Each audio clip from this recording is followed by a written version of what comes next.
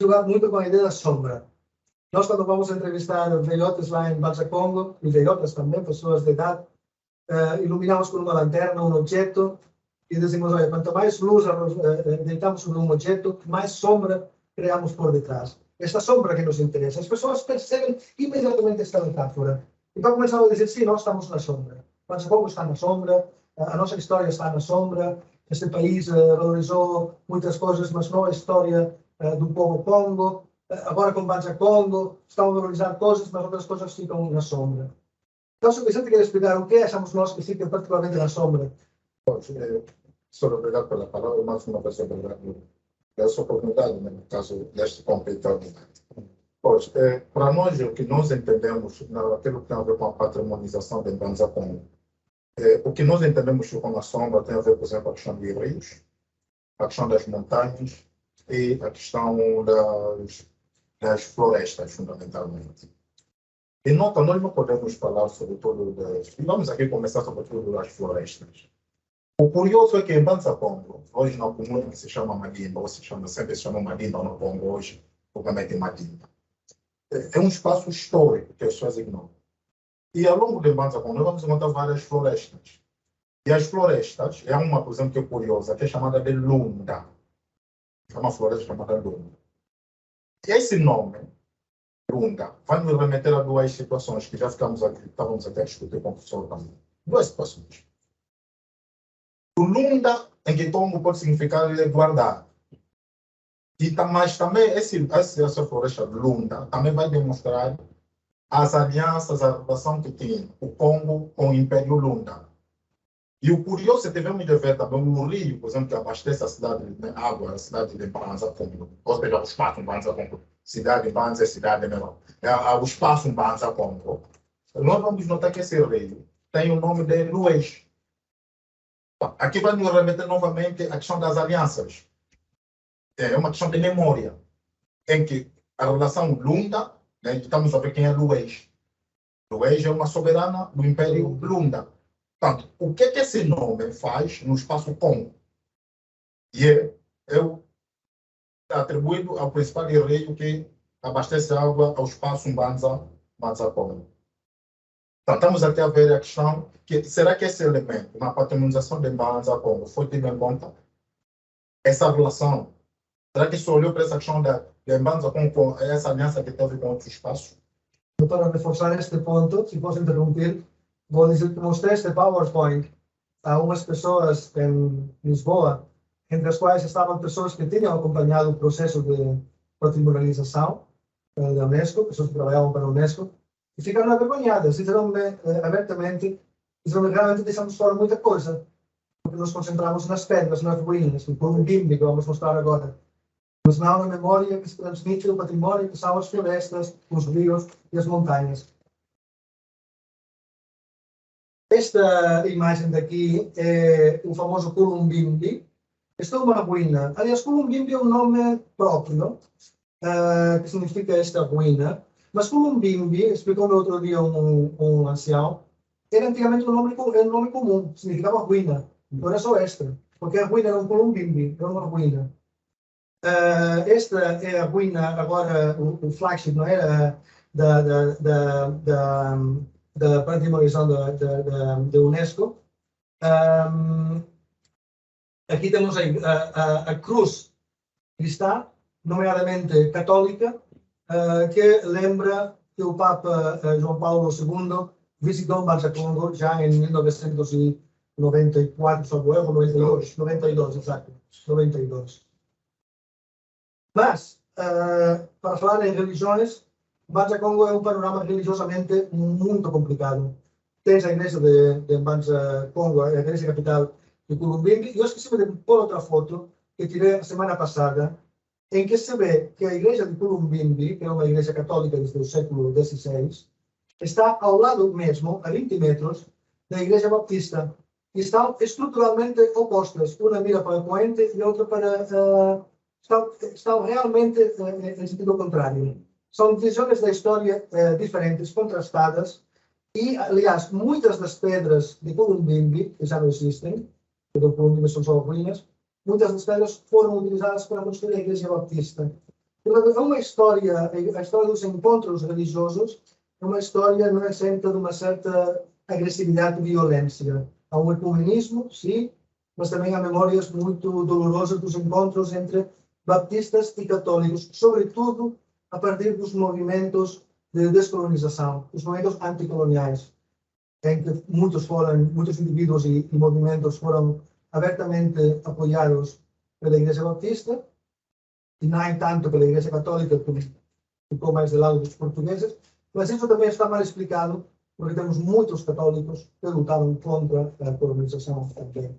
Agora, para além destas duas grandes religiões monoteístas cristãs, temos outras muitas religiões. Já mencionei o quimbandismo, e também estas igrejas, que nós chamamos proféticas, dos Bangunja. Aqui temos um altar de uma igreja profética, em que vemos a imagem do Simão Kimbangu, e a imagem da Kimpavita, que foi uma famosíssima profetisa, queimada viva em 1706, em princípio, até que algum historiador demonstre o contrário, mas essa é a data, e que é uma personalidade cuja importância não se pode minimizar. O que é interessante desta imagem é que estes dois, como vamos ver depois, estas igrejas proféticas, ao contrário da Igreja Católica, que está muito do lado da patrimonialização e do Curumbimbi, estas igrejas estão a valorar precisamente a periferia. Quer a periferia das florestas que vimos antes, quer a periferia urbana. Os bairros de Luís, 7 casas, 15 casas, os bairros mais periféricos de Mbanza-Kongo, é onde estão estas igrejas. Bem afastadas também do controle policial, porque muitas delas não estão legalizadas.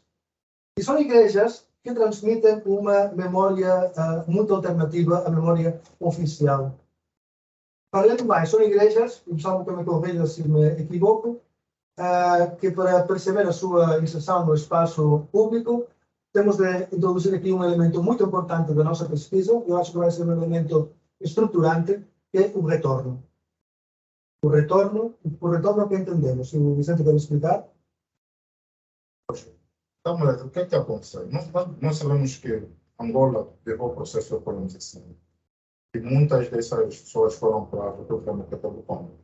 Portanto, eu regresso, né, e também fruto também da influência de outras culturas, tanto com o regresso trouxeram essas igrejas. É por esta razão que muito, como disse o professor, estão muito na periferia de Mbanza-Kongo, né, vamos notar isto, e são, de facto, já têm muitas vezes espaços de difícil acesso. São espaços, normalmente as igrejas são espaços de difícil... Pois, sobretudo quando as histórias não estavam asfaltadas. Eu sofria para ir a uma igreja. São espaços de difícil acesso.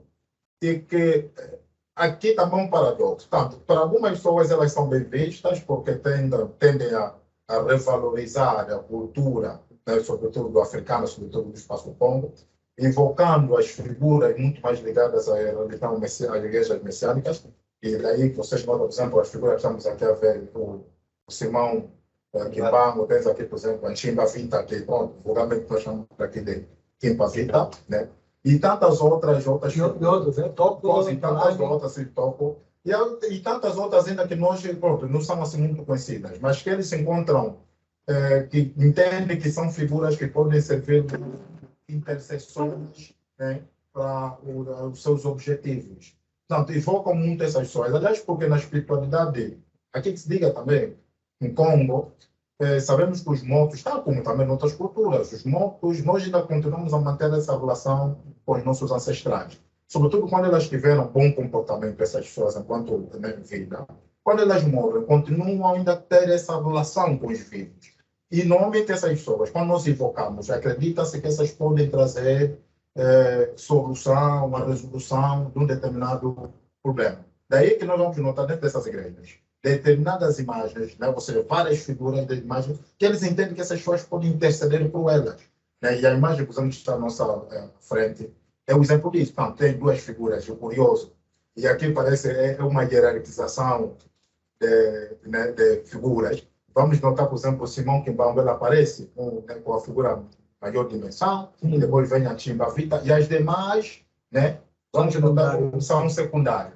Portanto, porque também mesmo nessa questão, mesmo, vamos aqui dizer, na religião ocidental, Mesmo a questão dos santos também há mesmo hierarquias. Portanto, aqueles que têm a classificação de doutores da igreja, e por isso que até agora, sobretudo para os católicos, a memória é obrigatória, né? E aquelas que são a memória facultativa. Portanto, às vezes tem essa noção.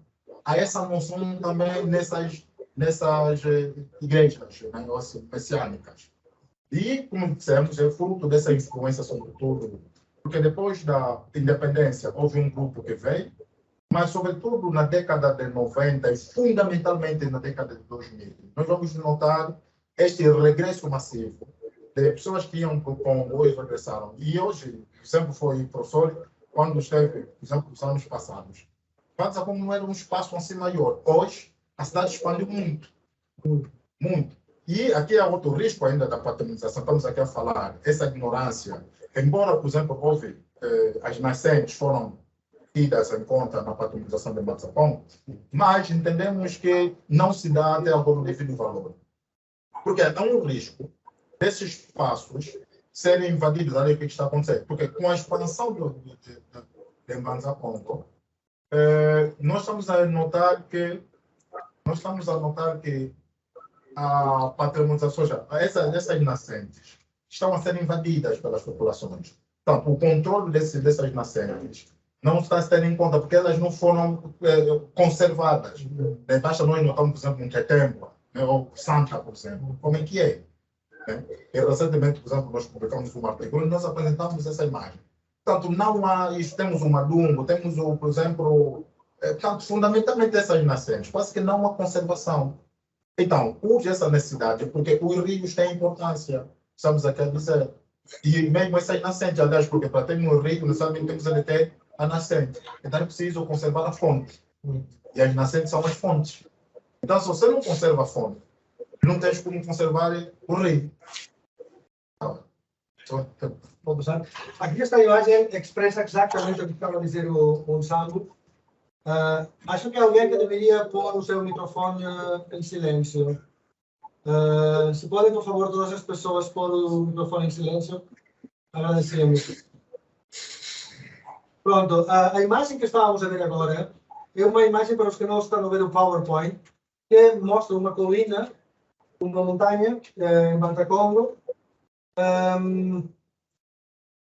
que mostra o uso do espaço, que é uma coisa que nos interessa muito. Como as pessoas utilizam o espaço para viver e para fazer lavras. Aqui temos uma combinação, um espaço periurbano, que em sociologia atual, hoje em inglês chama-se urban, não é? Rural e urbano ao mesmo tempo. Aqui temos a queima, é uma típica plantação de mandioca, com uma parte queimada, outra parte não queimada, e casas aos lados. Eu não lembro-me exatamente onde tirei esta fotografia, devia ver no meu GPS, mas se eu tivesse voltado, isto foi em 2015, se eu tivesse voltado a semana passada, que estive em Mansa Congo, a este mesmo lugar, tenho a certeza absoluta que isso já devem ser todo casas. O regresso, o tema do regresso, tão fundamental para a nossa pesquisa, está causando um crescimento da cidade a uma velocidade galopante. E o que temos é isso. O que vemos são meninas, também homens, a trazer madeira. Madeira por quê? Isso, os trabalhos da Marina, para quem interesse, a Marina tem estudado muito bem, inclusive que tipos de madeira, quando ela ia, cada vez que via uma pessoa com madeira na cabeça, ia a medir os quilos da madeira para fazer um estudo quantitativo, quanta madeira se precisa para transformar a paisagem urbana. Porque o que temos é isto. Isto é um forno. Estou mostrando a imagem de um forno típico da zona da província do Zaire. Há fornos destes por todas as partes. São fornos para fazer tijolos. Agora bem, estes fornos que precisam para fazer tijolos? Muita madeira. Precisa de muita madeira para poder fazer muitos tijolos. Interessantemente, este é um estudo que, como já vamos fazer, a introdução de técnicas de conhecimentos, a riqueza de conhecimentos que vem do Congo. Esta técnica de forno é de origem congolês, do Congo democrático. Encontramos que há muitas tecnologias, também muitos alimentos, assim como muitas religiões, encontramos hoje na província do Zaire, provavelmente também no Luís, não sei, de facto são de origem do Congo. O retorno tem introduzido muita inovação cultural. E uma inovação que é bem-vinda, porque a inovação cultural eu pessoalmente acho que deve ser sempre bem-vinda, mas não é isenta de muitas ambivalências.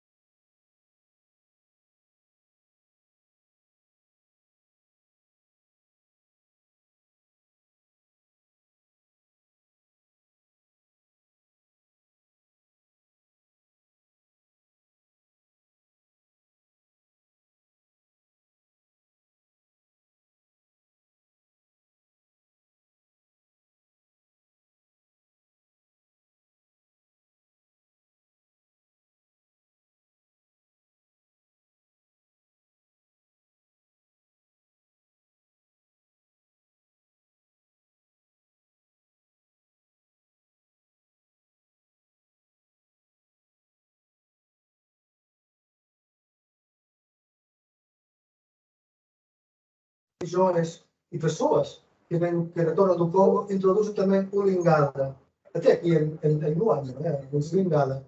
Mas certamente em Banza-Congo até houve, em 2015, um esforço de proibir o uso do Lingala nas igrejas. Proibir oficialmente. Portanto, a riqueza em conhecimentos não é isenta de certas ambivalências. E aqui vou continuar mais rápido. Este, portanto, é o forno. Agora ficamos bloqueados. Aqui.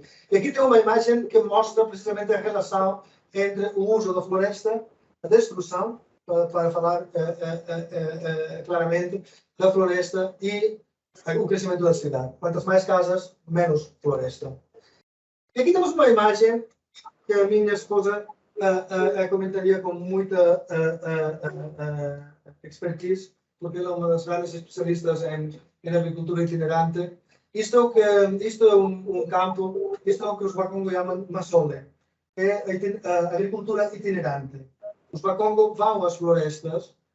Não é fácil ir à floresta, porque tens que ter permisso para ir a uma floresta, e aqui está outra temática do retorno. Os Bakongo precisam de reativar laços de parentesco, têm que demonstrar que eles são membros daquele clã, daquele kanda, ou vila, que tem acesso àquele zumbo, que é a floresta ancestral de cada kanda. Quando conseguem demonstrar isto, eu pessoalmente fico com a sensação de que às vezes se demonstra com subornos, porque a pessoa que diz que é um fumo um sanda, de facto não é um fumo um sanda, não é? Há muito politiqueo nas autoridades tradicionais, mas se conseguem demonstrar as ligações ancestrais, têm acesso à floresta para fazer agricultura itinerante na Masole.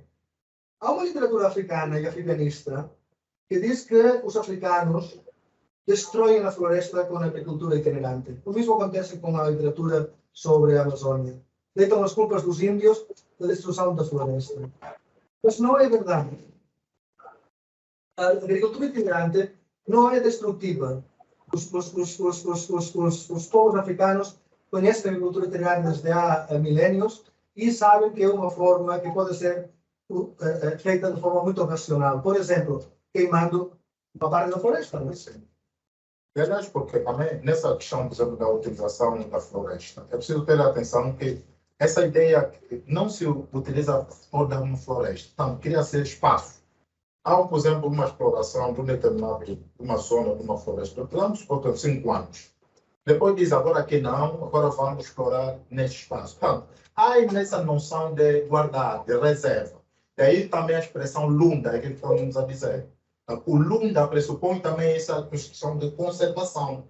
Porque, aliás, as florestas são espaços de reserva. Estivemos a discutir, é na floresta que nós vamos encontrar reserva, por exemplo, dos minerais, a reserva de alimentos, a reserva para a prática da agricultura. Daí que essa ideia de explorar a floresta... medicamentos. De medicamentos, aliás, né? De medicamentos. Essa ideia de dizer que o africano destrói toda a floresta, não. Ele tem a noção. Daí também o topônimo de Lunda, o nome de Lunda. Tá vendo? E aliás, porque tivemos ido a Banza com nomes, encontrei essa floresta com o nome de Lunda mesmo. que vem dessa questão de reserva, tal como hoje temos as chamadas reservas fundiárias. Exato. Portanto, nas florestas também há essa noção no interior. Portanto, é preciso termos atenção a isso. Agora, o senhor falava de um dado que é interessante, sobre a ocupação, né, de uma zona. Portanto, não é qualquer um que vai para uma floresta ocupar o espaço. Portanto, é preciso que ele diga as suas origens ancestrais. E aqui, um dos códigos é a questão de você dizer o teu canga. Né? Se tiver ideia em português, a genealogia. Portanto, porque para um que come, não vão perguntar quem é seu pai, quem é sua mãe. Isso não interessa. Vão perguntar qual é o seu canga, qual é o seu duvida. A partir desse espaço, dessa noção, se você está a ocupar terra para cultivar, ele se diz, olha, aquele mazumba é vosso, vai lá, pode ir lá. Tá, a terra não se vende. A terra se cede, aliás, porque a terra pertence aos mortos. Na cosmologia comba, a terra pertence aos mortos, nunca aos vivos. Os vivos apenas vão explorar o espaço, mas ele pertence aos ancestrais.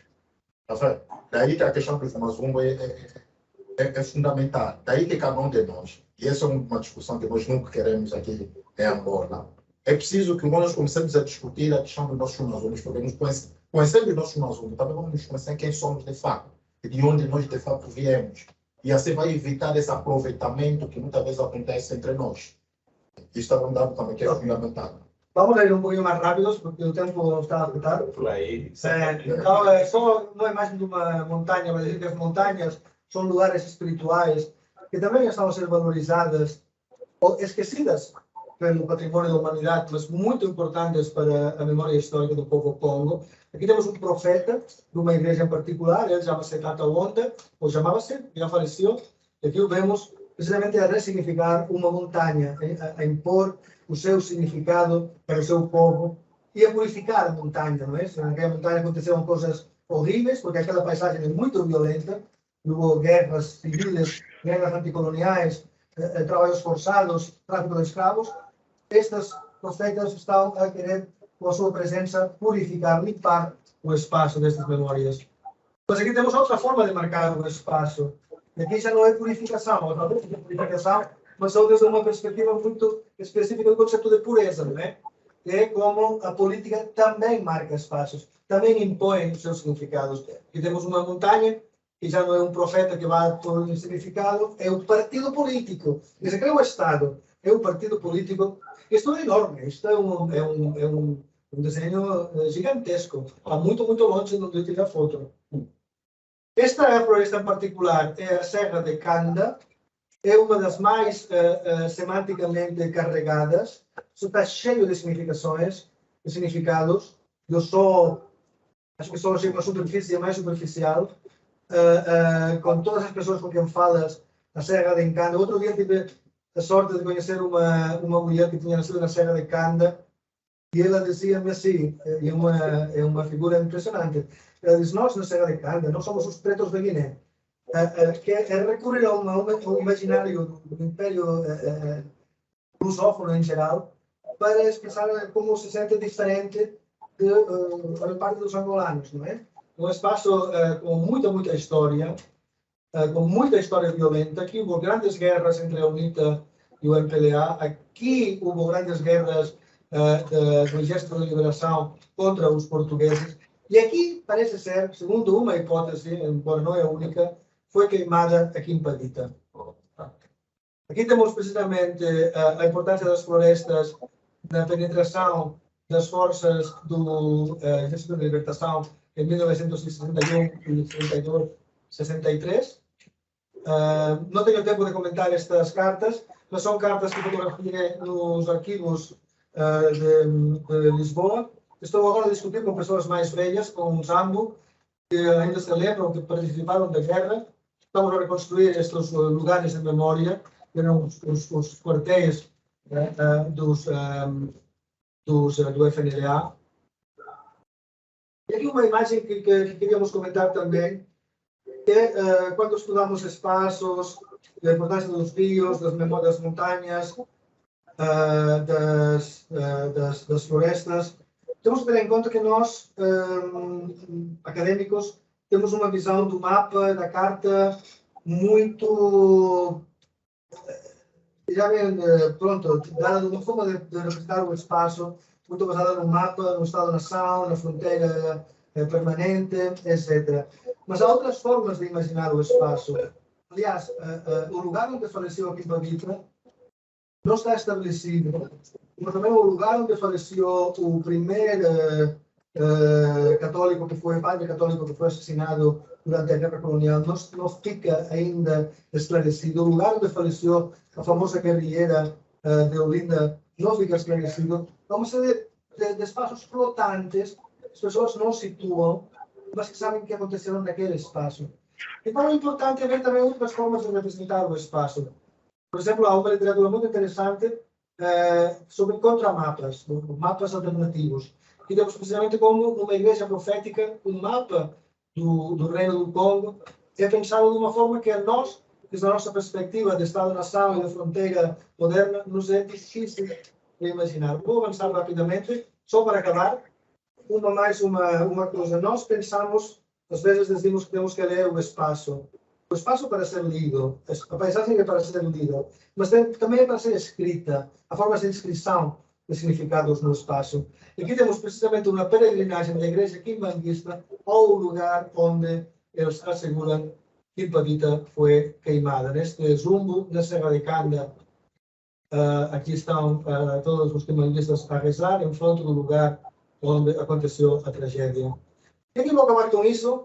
Estas duas imagens, depois podemos passar a palavra ao Gonçalo para acabar.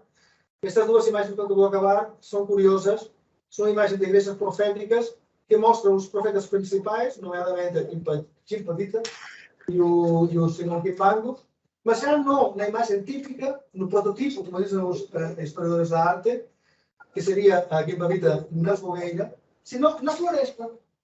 Aqui está ela na floresta, já no 1706, que é a data prototípica da sua queima, é em 1705, ou seja, quando ela ainda estava viva, estava a trazer o Congo unido, na Serra de Canda. E é uma forma também de valorizar a floresta. Aqui temos a imagem mais típica, e aqui temos esta nova interpretação, de que se vê muito claramente que é aqui em Pavita, mas numa floresta, que é a primeira vez que eu vi este desenho.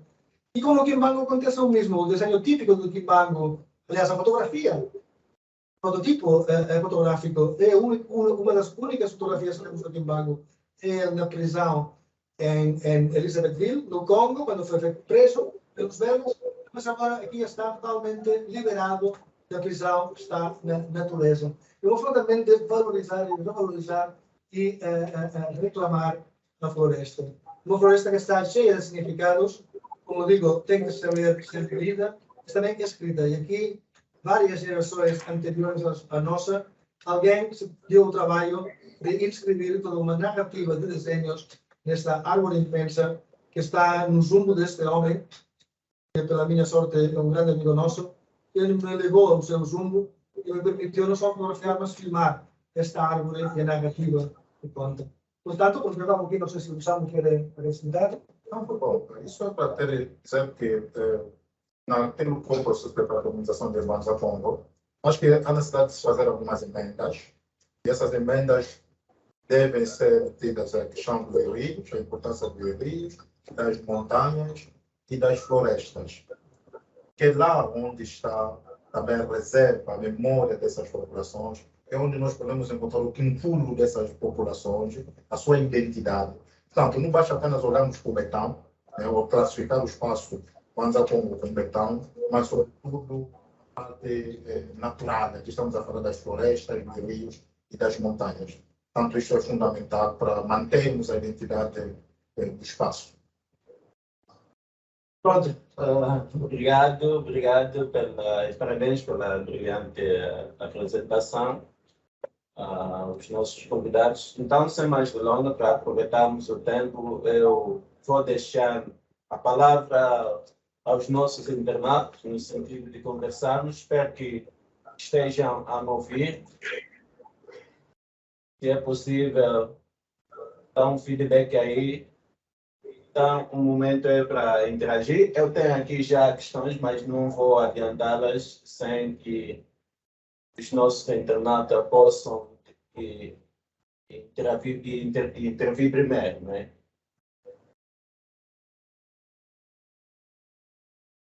Bom, temos alguém aí, temos aí as ferramentas para levantar as mãos ou deixar alguma coisa no chat.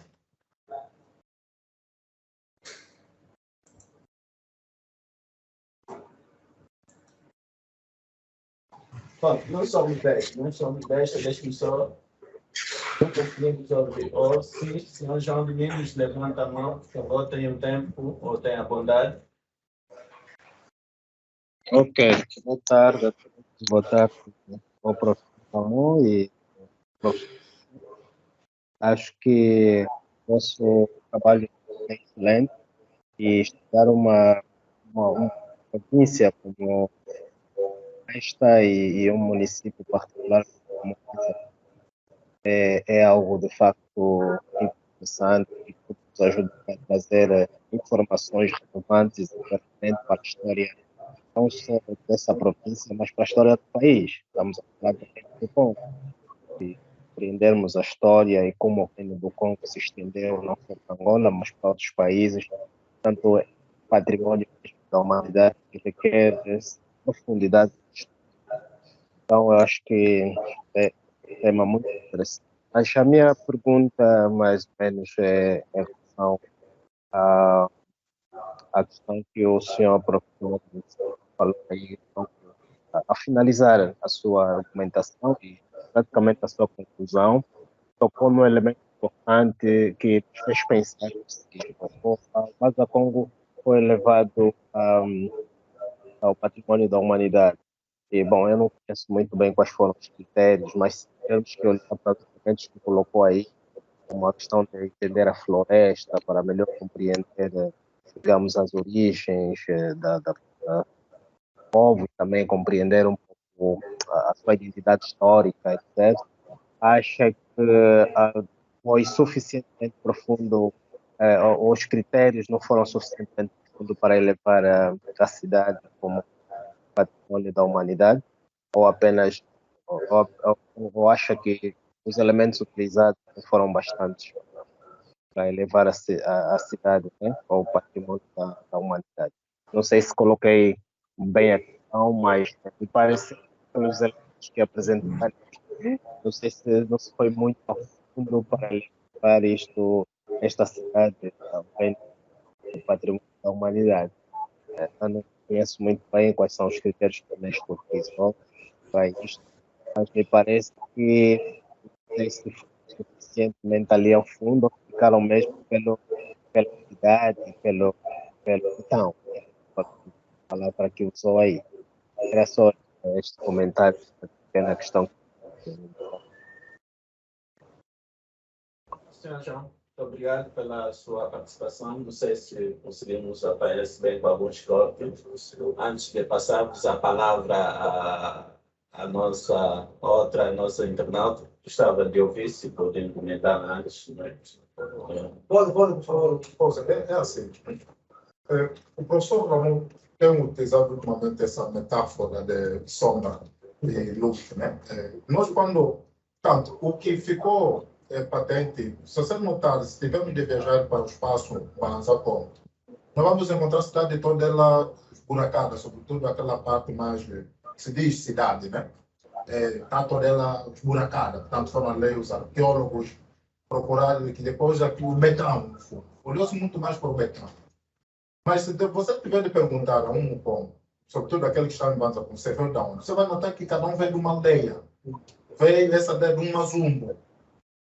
Então você não pode perceber a identidade do espaço Banza sem você perceber o mazumbo dessas pessoas. O mazumbo, quer dizer, as aldeias, as florestas. Você não tem como perceber isso sem perceber as florestas. Porque cada canda, né, e é um livro interessante de Jean Corrier, penso que é chamado Canda Congo. Você vai notar que existe cada povo ali, com cada família, tem o seu canda. E esse canda está ligado a uma floresta, a uma terra, a uma localidade. Chamada Zumbo. É esse Mazumbo, que é chamado de Mazumbo. Então, ali é importante não ignorar a cidade, porque até nessa patrimonização era também interessante olhar para os Macanda que compõem, por exemplo, o espaço Mbanza Congo, que é fundamental.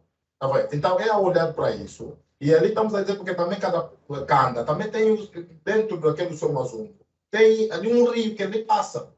E esse rio tem a sua importância. E olha, eu curioso, e esse é um trabalho que vamos desenvolver brevemente, né? Nós estamos a desenvolver, que os rios também, por exemplo, foram até espaços de enterro, ou foram cemitérios, por exemplo, dos guerreiros, sobretudo as pessoas que lutaram, né, participaram na luta de libertação. Então, os rios também são cemitérios até, porque não havia tempo, mesmo as próprias autoridades coloniais, eles não enterravam quando matavam, portanto, atiravam as pessoas ao rio. E esse rio também são, estamos aqui a notar a memória também dos rios, está vendo? Então, você tem, por exemplo, um rio Lunda, onde, por exemplo, em 61, foram mortos catequistas, tanto católicos como batistas, foram tirados ao rio. E essa narrativa vamos encontrar no norte de Angola em vários espaços. Já estamos aqui a ver a memória dos rios. Então, é preciso ter em conta também a patrimonização do espaço Manzacongo. É a importância dos rios. Tanto para o aspecto, sabemos que os rios fazem, né? Fornecem-nos água, mas também são cemitérios. Estamos aqui a notar também o paradoxo dos próprios rios. Então é preciso lermos, estudarmos também os rios. Então, esses critérios também têm de ser levados em conta na patronização. Portanto, eu penso que é isso que tínhamos de olhar agora. Sempre, quando nós iluminamos, essa é a teoria que o professor agora não está a usar, que quando nós iluminamos alguma coisa, certo? Temos de ter a noção também que há um lado que nós não estamos a iluminar na totalidade, há sempre um lado escuro. Então, nós, aqui nesse momento, nos interessa. Já uma parte que é iluminada, claro que Manzacongo é patrimônio, mas também estamos a dizer que há outra parte que está ainda escura. Então, essa que precisa ser iluminada, que estamos aqui a falar das florestas, dos rios e das montanhas, né? E a dessa montanha em Manzacongo é montanha, é uma colina. Tá vendo? E cada montanha tem o seu nome. Cada montanha tem o seu nome e tem a sua história. Então é preciso ser conhecida. Estamos a falar da Serra da Canda. Por exemplo, se tiver de ir para o Quilamba, vais encontrar que há um quarteirão, o quarteirão H, tem o nome de quarteirão Serra da Canda. É porque é um patrimônio. Então precisa ser estudado. Tá vendo? E quando percebes estas dinâmicas, te percebes de como pode ser violento para um habitante daquelas terras ver a bandeira de um partido político numa montanha. É uma violação muito. É uma. A identidade É um sacrilégio. Ok. Eu acho que deve ficar muito claro aqui. Isso na escola. Não percebemos, vamos. Eu acho que devíamos estudar isso na escola. É uma pena que a nossa história que se estuda na escola, desde o ensino primário até a universidade, não tem estes elementos da história. Ok, então vamos avançar, vamos dar oportunidade à nossa internauta Albertina de Souza. Tenha bondade, por favor. Sim, boa tarde a todos. Não sei se conseguem me ouvir. Conseguimos ouvir, mas com muito ruído. Ok. Agora sim, melhor. Ok. Bem, capitão. Sim, posso? À vontade. A minha inquietação é quanto às terras. Quando o senhor Sumbo Vicente falava acerca das terras, ele frisou que as terras pertencem aos nossos ancestrais e não a nós como os vivos.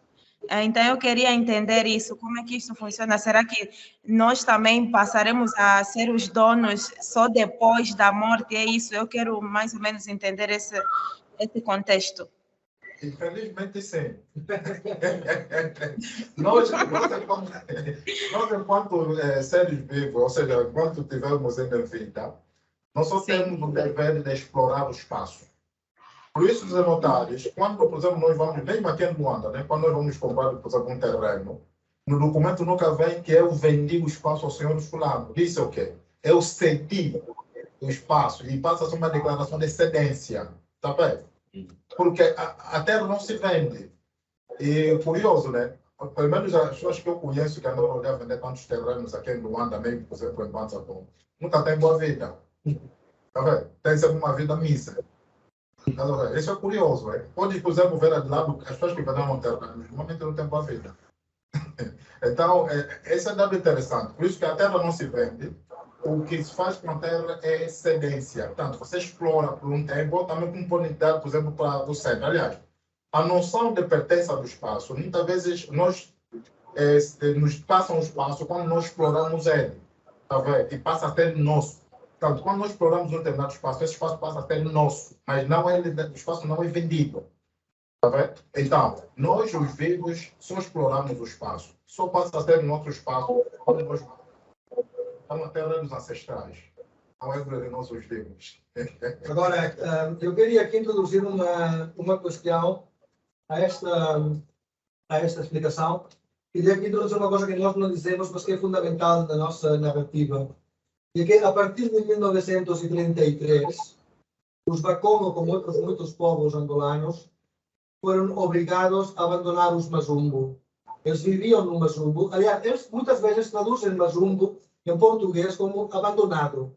Então, eles abandonaram o mal chamado abandonado, foram obrigados a ir às estradas. Então, nós temos uma estrada que vai de Matracongo até Lugo, na fronteira. Uma estrada que eu conheço muito bem, porque a Marina e eu, a minha esposa e eu vivimos lá naquela estrada durante muito tempo. Aquela estrada, quando chegas àquelas horas de Sump e por aí fora, os conflitos fundiários são criminosos, até dão pé a muita violência, há muito conflito fundiário, há muitas acusações de pessoas a dizer que esta terra é minha, mas não é minha, mas tu estás a utilizar e não é tua. Mas isto é precisamente porque as pessoas foram abandonadas, foram obrigadas a abandonar os Mazumbo, foram para as estradas e aí perdeu-se a precisão de a quem realmente pertencem aqueles lugares onde as pessoas vivem agora. E os chefes das aldeias, os chefes administrativos atuais, regidor, soba, Fumunsanda, Fumumvata, todas estas categorias, muitas vezes, como já ensinei antes, mas eu tenho evidências que é verdade, não é só uma insinuação, muitas vezes manipulam a política para apropriar-se de terras de outras pessoas. E lá temos muitos conflitos fundiários, o que também legitima que muitas pessoas digam que deveríamos voltar às autoridades tradicionais. Deveríamos voltar a uma cultura em que os Bakongo pudessem saber quem é a pessoa naquela comunidade que sabe as linhas, os Nkanda, os Luvila, os Mazumbo, que podem, quando há um conflito, dizer: cala-te, esta terra não é tua, eu conheço os teus antepassados e posso garantir que esta terra é daquele personagem. Então, há muito conflito porque as pessoas esqueceram as linhas de patrimonialização da terra e foram os movimentos forçados dos Mazumbo, às vezes a muitos quilómetros de distância, para as estradas, para poder ser controlados pelo administrador. A colonização portuguesa, vocês sabem, não foi nenhuma brincadeira, foi uma colonização muito violenta. Os trabalhos forçados, outro dia entrevistamos a uma pessoa que nasceu em 1935 e ainda se lembra de como era obrigado a ir com uma corda no pescoço, ligado a outra pessoa à frente, para ir ao que era chamado, com um grande eufemismo cínico, o contrato, que eram os trabalhos forçados. Portanto, a violência foi muito forte e as pessoas, obviamente, com esta violência, com estes movimentos forçados de uns lugares para outros, esqueceram muitas delas quais são os seus verdadeiros origens. E agora um trabalho de memória por fazer para reencontrar quais são as suas verdadeiras origens. Obrigado. Vamos só passar a palavra à senhora. Está a usar duas, como é que eu diria, então acho que tem dois aplicativos e o microfone não está desligado. Não sei se você vai falar do... Sim, mas senhora, tem a... Ok. Sim. Muito obrigado. Pode ouvir? Sim, estamos a ouvir. Pode ouvir? Faz favor. Ok. A minha questão também está relacionada com esta discussão à volta do direito à terra e à terra comunitária. O DDEP está muito engajado neste tema, nas nossas pesquisas e também na advocacia à volta da promoção dos direitos fundiários, junto com parece que a reforma da lei da terra.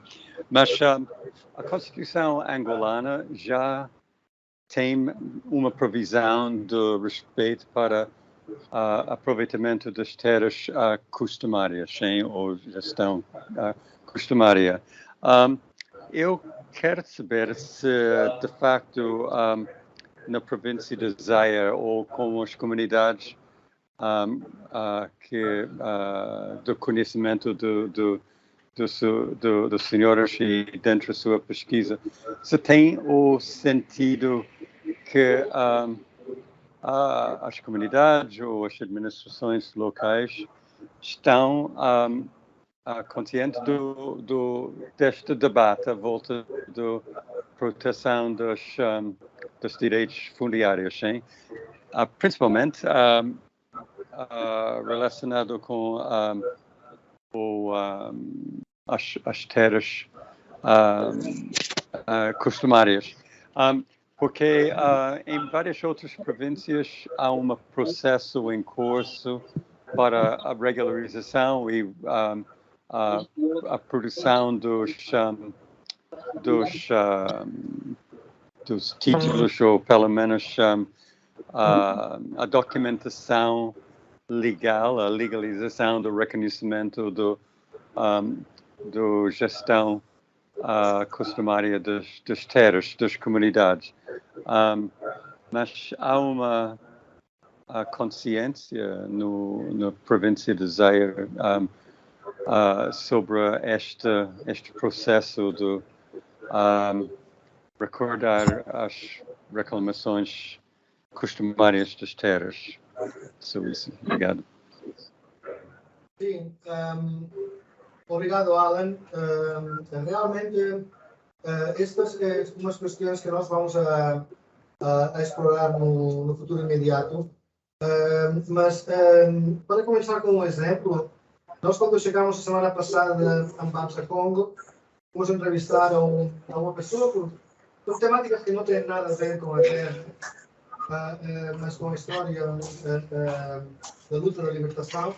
O nosso internato, Antônio, por favor, desligar o microfone e a câmera, por favor. Deixa, Antônio. Sim, há muito feedback aqui. Pode, por favor, desligar o seu microfone e a câmera? Pronto, parece que conseguiu. Tá, obrigado. Então, Alan, nós vamos apenas explorar estas questões e temos um amigo, aliás, um grande amigo de infância já de Nsambu, que é advogado e que está trabalhando em Mbamsa, Congo, precisamente com uma perspectiva muito ativista, tal como o Nsambu trabalha nestas questões. Portanto, será interessante no futuro pôr em contato com vocês e será com prazer que faremos isso. Mas só para entrar com um exemplo, a semana passada, o Nsambu e eu fomos com esta pessoa, fomos a cumprimentar um mais velho, nada a ver com temas da terra, mas com temas de memória da luta. Mas acontecia que o velho começou a falar, dizia: "Não, hoje à tarde tenho que ir a resolver um conflito, porque há uma empresa que está utilizando a nossa terra." Os inertes, Exato. que estão a asfaltar com ele, ou seja, estão a asfaltar com ele as estradas de Mbamsa, Congo. Estão a sair no terreno desta família, no mazumbo dessa família, e não estão a ser pagos, né? Indenizados. Eles não estão a ser pagos, porque, aliás, já firmado um acordo com a administração e a empresa, e a empresa está fazendo as suas, tanto explora os inertes do mazumbo desta família, e eles não estão a dar nada a esta família. Então, estamos aqui a ver essa noção do direito, né, que as comunidades têm sobre os minerais, ou os minerais que saem do seu mazumbo. Mas o que foi interessante foi precisamente que o teu amigo Antônio, quando começou a falar com o mais velho, foi uma lição de cidadania. Ou seja, foi praticamente explicar aos irmãos que instituições legais estamos cá para os ajudar. E precisamente no dia a seguir, eles mandaram-me uma fotografia, e eles estavam juntos no gabinete do Antônio a resolver o problema, e receberam uma carta de ultimato à empresa, dizer: "Vocês abandonam as nossas terras até o fim do ano, ou nos indemnizam, não é? Portanto, o António soube jogar com o direito para dar uma voz que empoderava o mais velho, quando o mais velho nem sequer sabia que ele tinha esse direito.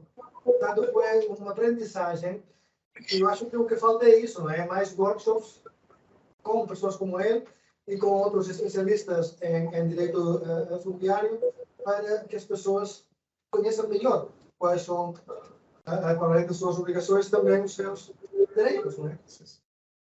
Mas eu acho que há muito trabalho por fazer, Alan, e a minha impressão é que naquela província em concreto as pessoas não têm muita noção de quais são as legalidades e as ilegalidades que se estão a fazer.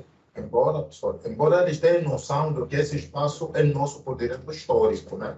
A partir do seu Mazumbo, basta ver a questão do escândalo, eles têm essa noção. Agora, como reagir quando, por exemplo, forem invadidos, entre aspas, pelas autoridades ou por uma empresa, penso que aqui está a dificuldade de saber o que fazer. Mas eles têm noção que o espaço nos pertence.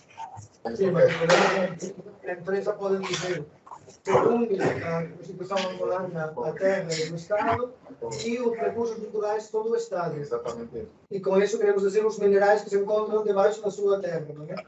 Mas isso também tem umas limitações, não é? Então, não é tão transparente quanto as empresas vão dizer. E é por isso que digo que há um trabalho por fazer de também ensinar as pessoas a lerem a legalidade.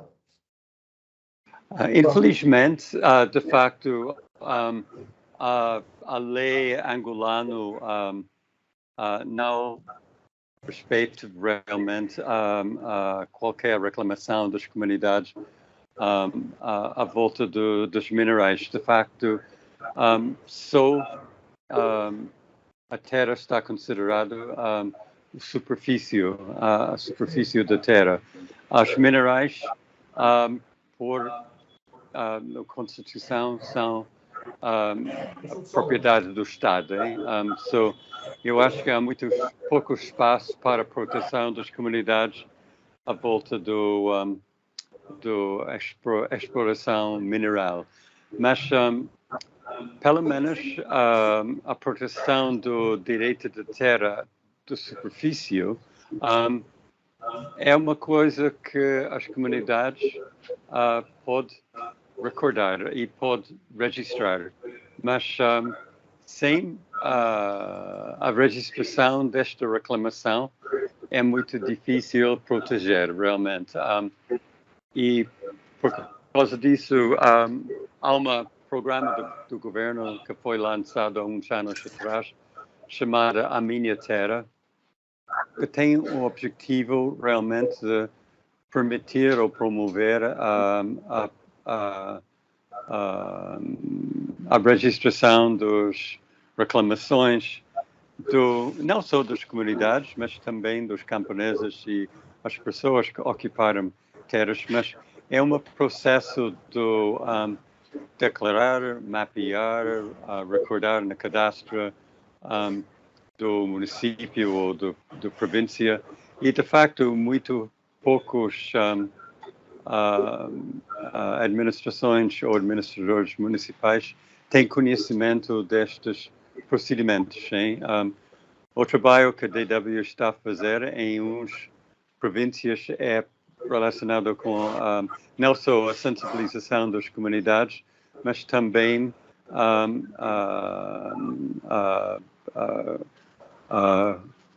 o treinamento ou formação das administrações locais em termos do cadastramento e mapeamento das ocupações. Mas é um processo bastante complicado mas em princípio as comunidades têm uma certa proteção sobre pelo menos a superfície através da Constituição, mas de facto não há regulamentos e procedimentos simples que as comunidades podem utilizar, mas eu acho que muito começa com o conhecimento dos seus direitos. as comunidades. Eu sei que tem o sentido que são donos ou os pais e os avós delas são os donos das terras, mas em termos de lei, acho que é importante de ter para as comunidades de ganhar um conhecimento do que está protegido pela Constituição. São pelo menos umas ideias para o futuro. Obrigado. Isso que nós vimos lá com este caso, não é? Porque neste caso o que estava em causa era o direito da terra e, por outra parte, dos minerais, não é? Porque as pessoas estavam a tirar pedras e aí não há muita distinção entre se é superfície ou é subsolo, porque são pedras que tiram para fazer espaço, são considerados minerais. Mas, no entanto, como o acesso aos minerais é pelo caminho que pertence ao conjunto, eu acho que o advogado conseguiu, ainda não vi a carta final que foi mandada à empresa, mas acho que se pedimos permisso vamos conseguir verla. Seria interessante ver como ele explicou qual é a linguagem legal que tem que ser utilizada para reclamar, para impor uns limites a um abuso. Mas é uma questão de aprendizagem também de uma linguagem muito técnica. Mas pronto, há pessoas, há esperança, não é? Porque há pessoas como este amigo nosso, advogado, que estão lá para lutar e a sacrificar as suas horas de trabalho para explicar bem às pessoas o que têm que fazer para não serem abusadas. Portanto, a silver lining. Bom, então, vamos avançar. Temos uma questão no chat da nossa, do nosso internato Paca Agostinho. Mas antes, como os nossos convidados conseguem visualizar, eu vou colocar duas questões e depois vamos fazer o link com aquela que está aí no chat. A primeira questão tem muito a ver com aquilo que é a antropologia da religião. Né? Gostava de perceber na vossa pesquisa qual tem sido a comunicação entre as igrejas proféticas ou messiânicas e as igrejas católicas ou batistas. Qual tem sido o diálogo entre elas? Entre elas ou conosco? Não, entre elas. Entre elas. Exatamente. Se conseguiram explorar se há um diálogo saudável, não, gostava de perceber. Outra questão tem muito a ver com aquilo que é direito das mulheres, né? Existe aquilo que o professor Sambo dizia, que quando pretende ter, é preciso você dizer qual é a canda que pertence. E se for uma mulher que pretende uma terra, e mesmo dizendo canda, é concedida essa terra, né, ou nem por isso? Qual tem sido a relação terra-mulher? Aquilo que é a distribuição de terra para cultivo, para construção. Como é que tem sido essa? Bom, eu vou responder à última. Né? Sim, eu a primeira.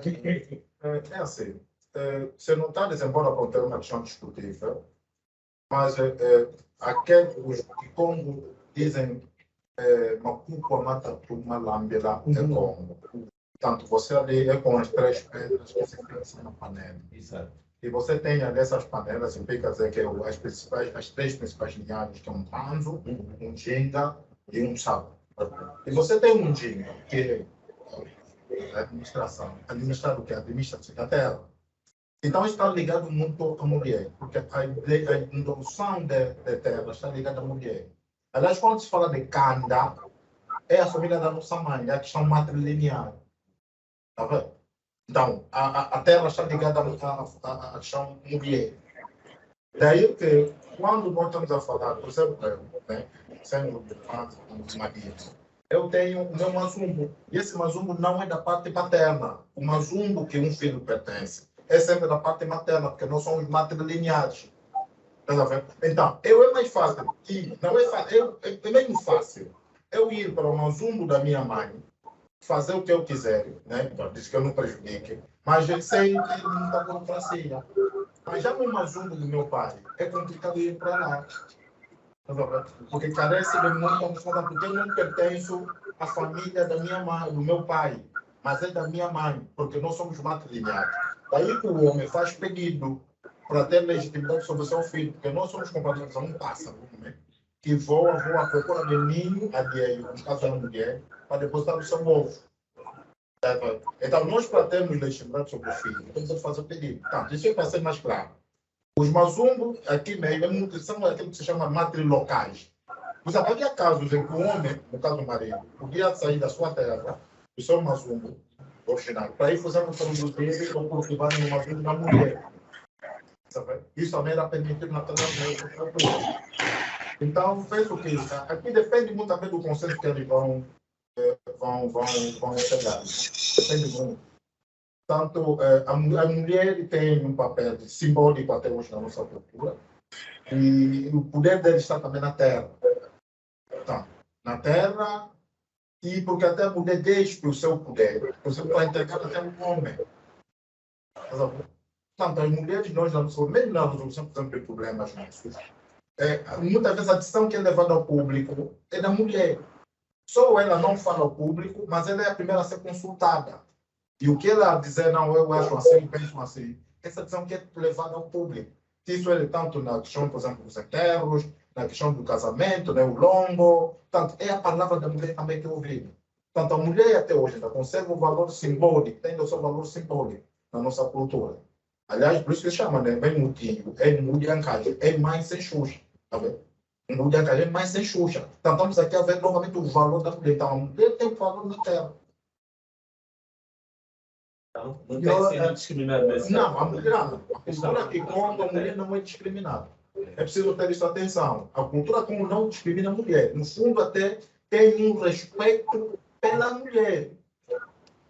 E no homem é mais fácil, até que nós notamos alguém faltar respeito ao seu pai, não tanto à sua mãe. Portanto, é preciso ter isso atenção. É difícil. Às vezes é difícil para alguém criado numa cultura cristã ocidental como eu, católica, para mais sinal, com uma importância que damos nós, na nossa cultura viva do pai, não é? Pai. E eu fiz a biografia do Congo, que infelizmente já faleceu, agora vai ser publicada, que é uma pessoa que inventou o alfabeto Congo. Eu fiz toda a sua biografia, conheci muito bem, passei com ele, conheci a família. E eu me perguntei, mas você nunca me falou do seu pai? Eu estava trabalhando na sua biografia há 3 anos e eu nunca ouvi falar do seu pai. Não, meu pai não interessa. É curioso. Eu tenho, precisamente nesta linha, eu tenho um material muito interessante que eu vou discutir com o Samuel depois, sobre como o acesso à terra passa também pelas lógicas matrimoniais e de parentesco. E há uma tendência nos Bakongo a controlar muito bem o acesso à terra a partir de controlar os matrimónios. Não é? Eu perguntei, quando eu via as pessoas mais velhas, uma pergunta que eu sempre fazia era: você já pagou o Congo Ansoni para o seu casamento? O Congo Ansoni é o cabrito da vergonha, não é? E pagas um Congo Ansoni quando ha havido um incesto, mais ou menos, entre aspas, quando o matrimónio é relativamente próximo.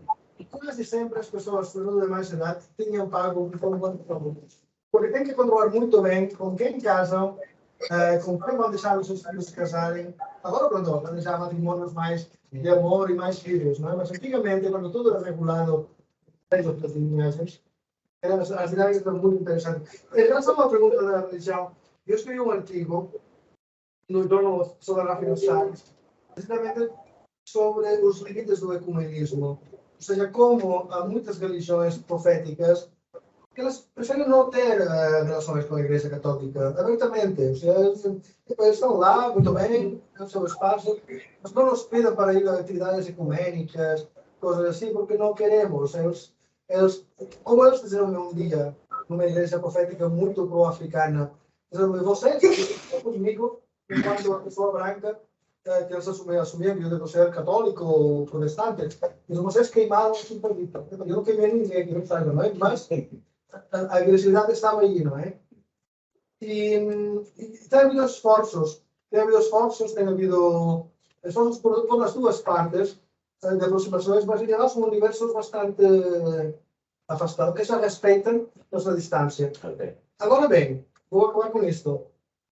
Quando vais nas Lavras e nos Mazumbo, então lá tu vês um católico com o seu irmão que pode ser protestante, e outro que é de uma igreja profética, e outro que é pentecostal, e outro que é um ateu materialista marxista, e estavam todos trabalhando juntos. O trabalho agrícola faz um trabalho ecumênico real de trazer as pessoas juntas, para além de qual seja a espiritualidade de cada um.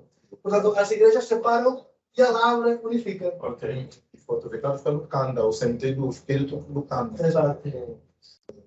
Bom, muito obrigado. Então vamos só ouvir A pergunta do Paca. Do Paca, a pergunta. Vou ler em voz alta para quem não tenha acesso. O que é necessário fazer para que se preserve e se tenha realmente em conta estes locais como rios, florestas, que de certa forma que não foram tidos em conta ao tornar Banza como património histórico do Brasil?